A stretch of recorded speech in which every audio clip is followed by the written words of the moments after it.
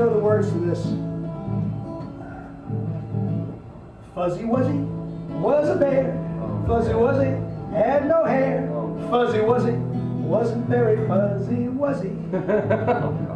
Fuzzy Wuzzy was a bear. Fuzzy Wuzzy had no hair. But don't despair, this is the story of Fuzzy Wuzzy. He was born in a cave to a cave bear family. His mama was a native brown bear, his dad a big old grizzly. He had a brother and a sister who were as loving as they could be, and no one ever seemed to really notice they were all fuzzier than he. Now, Fuzzy Wuzzy was a bear. Fuzzy Wuzzy had no hair. Fuzzy Wuzzy wasn't very fuzzy, was he? Fuzzy Wuzzy was a bear.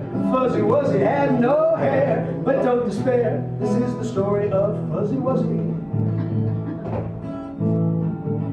Well, he grew up big and strong, and when the other bears came along, they asked him why he was so smooth, sleek, and shiny. He just smiled, stood up his full height, and said, whatever is usually right, and whatever isn't is just plain insignificant and too tiny to notice. Fuzzy Wuzzy was a bear. Fuzzy Wuzzy had no hair. Fuzzy Wuzzy wasn't very fuzzy, was he? Fuzzy Wuzzy was a bear. Fuzzy Wuzzy had no hair. But don't despair, this is the story of Fuzzy Wuzzy. Then one day by the coast, he took a stroll down to the ocean. From the corner of his eye, he saw a very peculiar motion. There was a creature, smooth and sleek, her movements a soothing, healing potion. And as she beached within arm's reach, he had a sweet, enchanting notion. Now Fuzzy Wuzzy, he was a bear, but right then, he didn't care. His fate was sealed by this she-seal beside him.